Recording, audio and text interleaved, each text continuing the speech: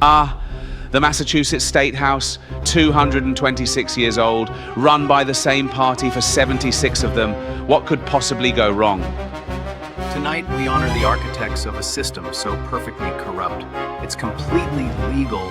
Our sponsors tonight include, well, you'll figure it out.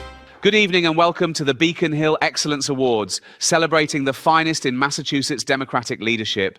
I'm your host, Ricky Gervais, and I genuinely have no idea how I got roped into this. For those who don't know, Massachusetts has been run by Democrats for checks, notes, 76 years. 76. That's not a political party, that's a bloody dynasty. The Targaryens didn't last that long, so tonight we're honoring the architects of the most expensive, most regulated, and somehow still most dysfunctional state in America. Let's get started. I've got a flight to catch, and you lot have taxes to pay. Our first award tonight is for excellence in constituent suppression. You know, that special skill of making the people who elected you simply disappear. The winner has perfected the ancient art of the block button, because nothing says representative democracy like blocking the people you represent. The award goes to Kate Hogan, House Speaker pro tempore. Thank you so much. You know, democracy is about listening to your constituents, unless they're being critical or asking hard questions or pointing out things I'd rather not discuss. Then democracy is about the block button. It's called curating your community. The Supreme Court says I might be violating the First Amendment, but let's be honest. Who's going to stop me? You? You're blocked. Now, to hell with your freedoms and enjoy and Massachusetts Democrats' tyranny, peasants. Next up, excellence in controlling your movement. And no, that's not a digestive health award, although given what Massachusetts politicians are full of, this one goes to a woman who represents Brookline, Newton, and Wellesley, some of the wealthiest towns in America. And she wants to tell working class people in rural Massachusetts how much they're allowed to drive. Please welcome Cindy Cream, Senate Majority Leader. Thank you. You know, in Brookline and Newton, we have wonderful public transit. The Green Line is right there, so it's hard to understand why anyone would need to drive 60 miles to work. Just take the bus or bike in January through Western Mass. The point is, we need to track how much you're driving. For the climate, it's not surveillance. It's caring, and if you exceed your vehicle miles allocation, well, maybe you should have thought about that before choosing to live somewhere without a train station. Also, thanks for memory holing that I passed legislation in one day to benefit me and my husband's law practice. Now we have the lifetime achievement in protecting everyone but you. This bloke chairs 3 different caucuses: Medicare for all, clean energy, and criminal justice reform. That's not a senator, that's a bloody support group. He also wrote the bill to make Massachusetts an official sanctuary state. Because when you're already the most expensive place to live in America, why not add a few more people to the waiting list? Jamie Eldridge, everyone. Thank you. You know, sanctuary state is really just a political term. It doesn't mean anything. If an undocumented immigrant breaks the law, police can still arrest them. They just can't ask if they're here illegally or tell ICE or hold them for deportation or cooperate with federal law in any way. But that's not sanctuary. That's just Massachusetts taxpayer-funded protection from consequences. And health care, that should be a right from cradle to grave, paid for by, well, you, through new taxes. But trust me, it'll save money somehow. Eventually. Now, I still don't like socialist titties, and there's no amount of taxpayer money I don't want to extort from you. Excellence in clean energy disasters. This is a good one. Our winner oversaw not 1, but 2 wind turbine catastrophes in 16 months. 300-foot blades collapsing into the ocean, washing up on Nantucket beaches, crashing into cranberry bogs. And 1 month after the first disaster, she said, and I quote, "We're going big on offshore wind." Yeah, pieces of it are going big all over Massachusetts. Rebecca Tepper, Secretary of Energy.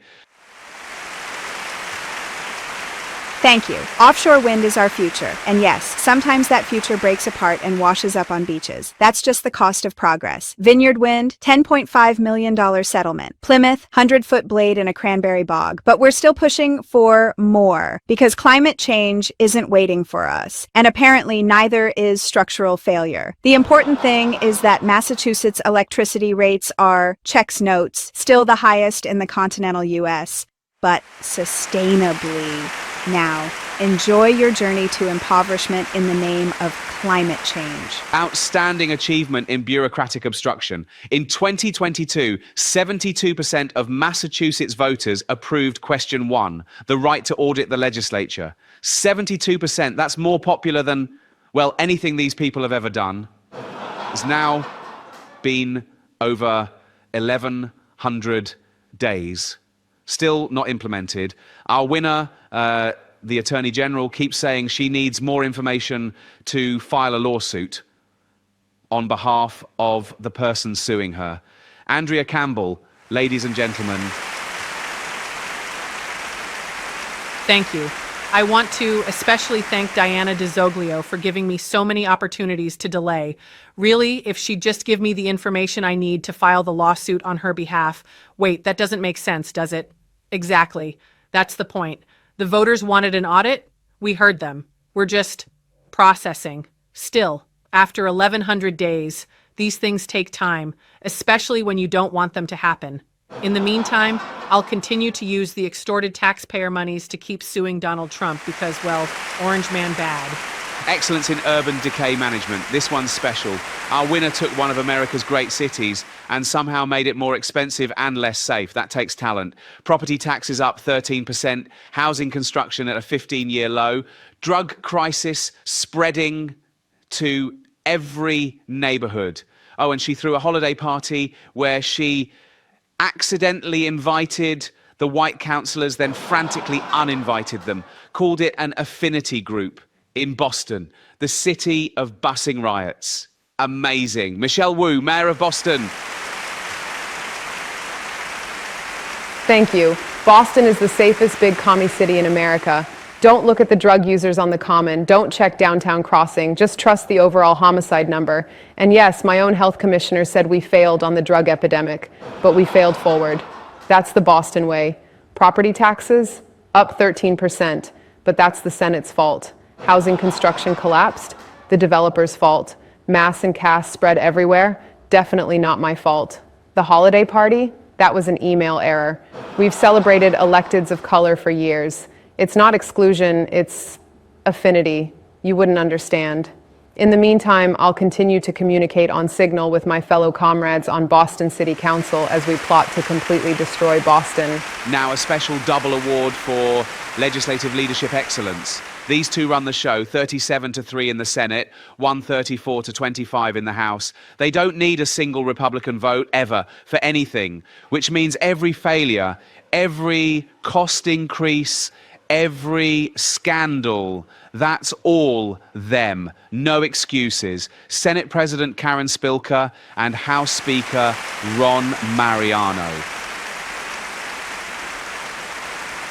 Thank you. You know, running the Massachusetts Senate is about balance, balancing the needs of our residents with the needs of the donors. We killed Mayor Wu's tax bill 3 times, blocked the audit, but we did manage to spend billions on invaders because, you know, the vote. We know residents are trapped here, but fuck them too. Now, which of you subjects would like some more cake? What she said, look, I've been in this building since 1992. I've seen them come, I've seen them go. Bills that pass without my blessing, 0. 72% want an audit, that's nice. Come back when you've got my vote, which you won't, because I am the process. Now, eat cake, serfs, and suck on it, bitches. And now, the moment you've all been waiting for, our top honor of the evening. Best gaslighting performance goes to a woman who said she stopped 2 gas pipelines, then said she never stopped any pipelines, and somehow kept a straight face both times. Under her leadership, Massachusetts achieved the impossible. #1 cost of living in America, highest electricity prices, and 46 pounds of cocaine in her office, which, to be fair, might explain some of the energy policy decisions. The governor of Massachusetts, Maura Healey. Thank you so much. You know, when I said I never stopped those gas pipelines, I meant it. And when I said the opposite, I meant that too. The key is confidence. If you say it with enough conviction, people will believe whichever version is more convenient at the moment. I learned that in the AG's office. Massachusetts is thriving. #1 cost of living. That's called being desirable. Highest electricity, clean energy isn't cheap. 37,000 people leaving every year. They just can't handle excellence. And the cocaine in my office, that was thoroughly vetted. The background check was, well, let's not talk about the background check. But there's one more award, the lifetime achievement in paying for all of this. It goes to you, the Massachusetts taxpayer, the one working 2 jobs, the one who can't afford a house, the one stuck on a delayed T, the one whose vote for an audit got ignored. The seat is empty because they're working their 2nd job. They can't afford to be here tonight, but they're paying for it anyway, while Massachusetts legislators work their real full-time jobs somewhere else, while supposedly working for you in their part-time, fully benefited job on Beacon Hill. Just gross. Here's the thing, Massachusetts, you've had Democratic supermajorities for 76 years. 76. They don't need a single Republican vote, not one. So when they blame Washington or Trump or the economy or anyone else, bollocks. Every budget, every bill, every appointment, every failure, that's 100% on them. They own all of it. And what have they delivered? Here's your receipt, Massachusetts. Cost of living, #1. Electricity, highest in the continental US. Home prices, $855,000 average. Wind turbines in cranberry bogs. 46 pounds of cocaine in the governor's office. An audit 72% of you voted for. Still waiting. Total accountability, 0. Paid by you. They're counting on you to forget, to blame Washington, to blame the other party, the one that hasn't held power here since your grandparents were young. Don't let them. This is your state. These are your tax dollars. And in 2026, these are your choices. The Beacon Hill Excellence Awards will return next year. As long as you keep paying for them. Good night.